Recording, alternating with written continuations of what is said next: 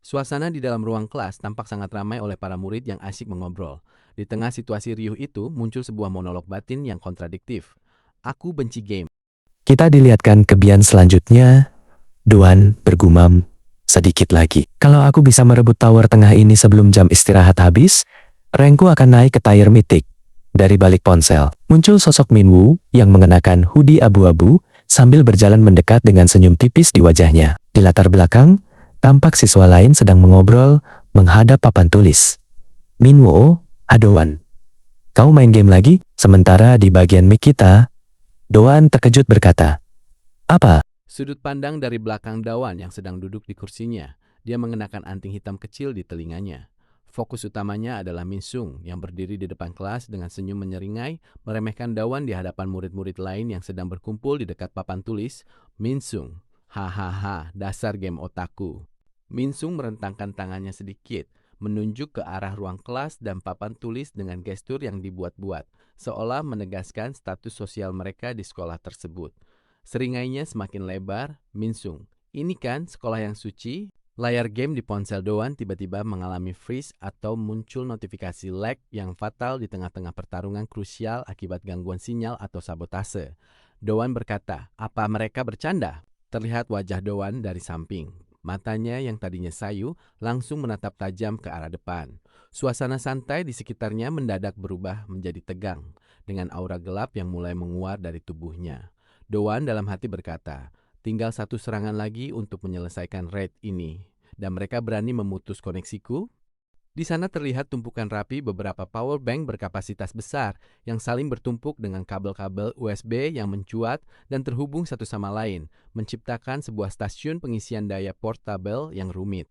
Terdengar suara antek-antek Min Sung dari luar. Wah, lihat tuh, area gamer. Hahaha. Dawan yang mendengar tersebut langsung menunjukkan gejolak emosi di benaknya.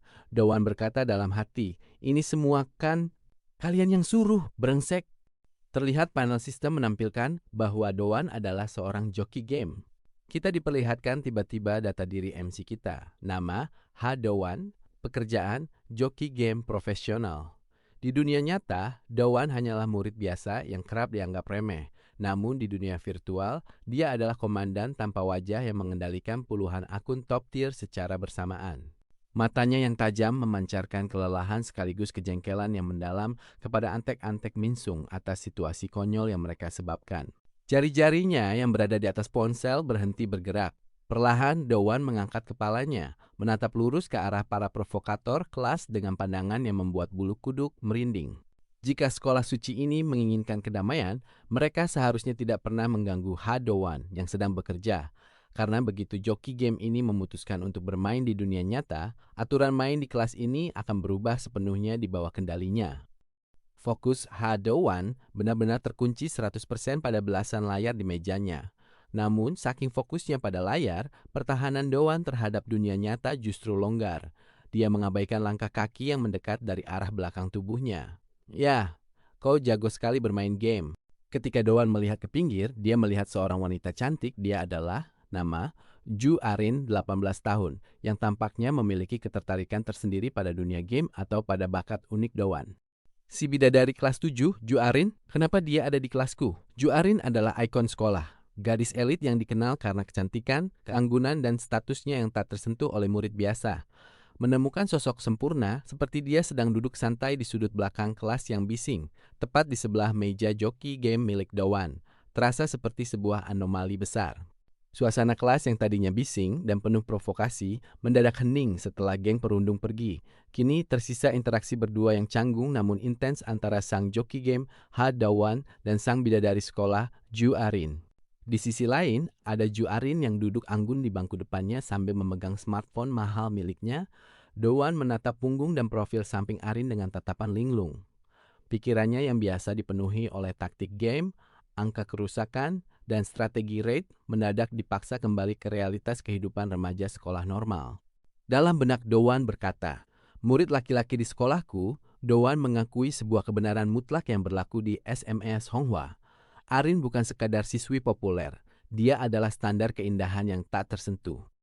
Doan memecahkan keheningan dengan berkata, kau main live game ya? Mendengar suara Dowan, Arin tidak langsung menjawab. Dia hanya mempertahankan posisi duduknya yang tegak. Membiarkan keheningan itu memberi tekanan tipis yang membuat Dowan semakin salah tingkah.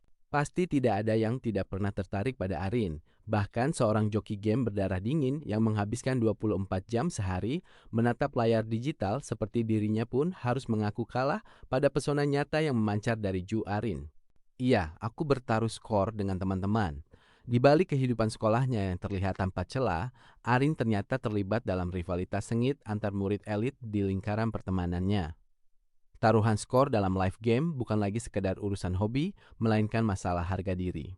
Namun kenyataan di lapangan tidak berjalan sesuai reputasi sosialnya yang tinggi. Sambil menghela napas kecil dan menatap lesu ke arah indikator peringkat digital di ponselnya, Arin melanjutkan dengan suara yang memelan. Sekarang aku paling rendah. Bagi seorang Ju Arin, berada di posisi terbawah, bahkan dalam sebuah game, adalah situasi yang sangat memalukan. Hal inilah yang mendorongnya membuang urat gengsi untuk turun ke barisan belakang kelas, mendekati murid yang paling diabaikan demi mencari bantuan instan. Alih-alih merasa di atas angin karena bakatnya dibutuhkan, pikiran Dowan justru kembali diserang oleh rasa minder yang realistis, melihat bagaimana Arin masih tampak begitu memikat bahkan saat sedang cemberut meratapi skor gamenya. Dowan menarik garis tegas di dalam hatinya sendiri. Dia sadar betul bahwa interaksi ini terjadi murni karena urusan bisnis digital. Bukan karena Arin menganggapnya sebagai teman atau bagian dari dunianya. Suasana ruang kelas yang sudah sepi di sore hari. Matahari senja masuk menembus jendela, memberikan efek cahaya oranye yang hangat. Hanya tersisa 2 orang di dalam kelas. Ju Arin sedang berdiri memegang ponselnya, menoleh sedikit ke arah belakang dengan ekspresi tenang namun penasaran. Di latar belakang, Dowan duduk di bangkunya, meremas ujung mejanya dengan wajah yang memerah padam dan ekspresi panik gugup. Bisa berbicara dengan Arin dengan pipi merah, suasana canggung menyelimuti mereka ketika si siswa laki-laki dengan ragu bertanya, apakah dia yang harus memainkan sesuatu. Namun, Arin segera mencairkan ketegangan tersebut dengan sikapnya yang ramah dan pengertian. Sambil memegang ponselnya, Arin tersenyum dan meyakinkan cowok tersebut bahwa dirinya baik-baik saja.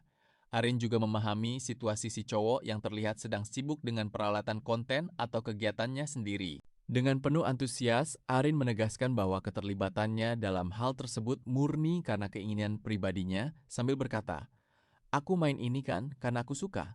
Percakapan hangat di sore hari itu pun menjadi awal mula kedekatan yang tidak terduga di antara mereka berdua. Untuk mencairkan suasana yang kaku, si cowok melontarkan argumen konyolnya menggunakan filosofi game. Kan, ada pepatah, hidup adalah sebuah permainan. Jadi semakin sering main game, hidupmu akan terbantu.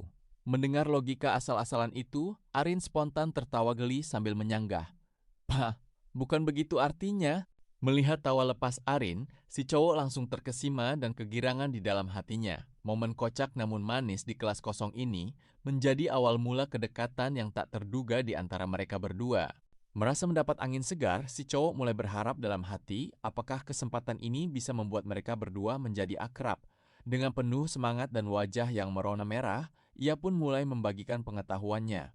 Tips main game ini adalah, namun tepat saat suasana manis itu sedang terbangun, tiba-tiba terdengar suara interupsi dari seseorang yang mendadak muncul dan memanggil, "Arin, sedang apa kau di sini dengannya?" Memotong obrolan rahasia mereka. Siswi berjaket merah tiba-tiba masuk ke dalam kelas. Siswi tersebut langsung bertanya dengan nada heran, "Dia temanmu?" "Ah, aku, kan, sedang menunggunmu." Kedatangan siswi baru ini seketika memotong pembicaraan mereka. Sembari meminta maaf karena membuat menunggu, sorry. Yang lain sudah turun untuk makan, ia langsung mengajak Arin untuk segera bergegas pergi meninggalkan kelas dan si cowok, "Cepat, kita juga harus ke sana."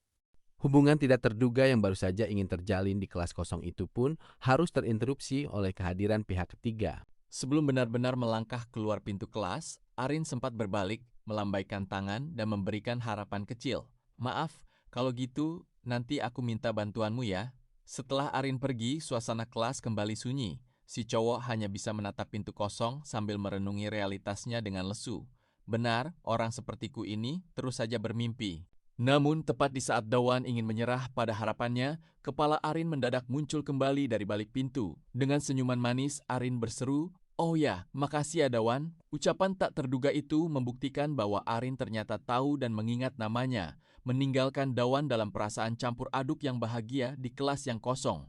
Mem kita dia merasa sangat bahagia karena seseorang yang kemungkinan besar dia kagumi atau sukai ternyata mengetahui namanya. Dia tahu namaku. Kejadian tak terduga. Setelah karakter utama merasa sangat bahagia hingga berucap, "Kalau aku mati sekarang, aku tidak akan menyesal." Sebuah sistem game tiba-tiba muncul secara mendadak. Sistem tersebut langsung merespons ucapannya dengan memunculkan notifikasi tertulis, "Tring, karakter Anda mati."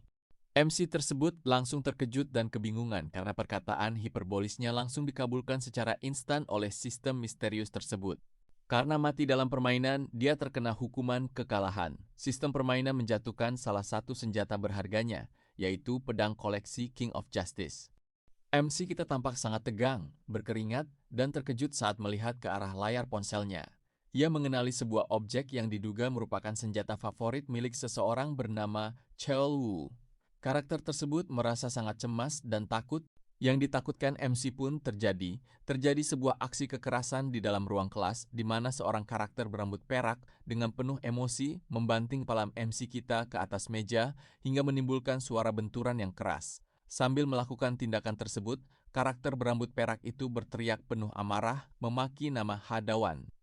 Seorang karakter remaja laki-laki berusia 18 tahun bernama Min Cheol Woo muncul dengan tatapan tajam dan luka yang ditempeli plester di pipinya. Dengan nada dingin sekaligus mengancam, ia memperingatkan MC agar tidak lengah atau melepaskan pandangan dari ponsel miliknya. Dalam kondisi wajah yang ditekan dengan kuat hingga hidungnya berdar, MC tampak sangat ketakutan dan tidak berdaya.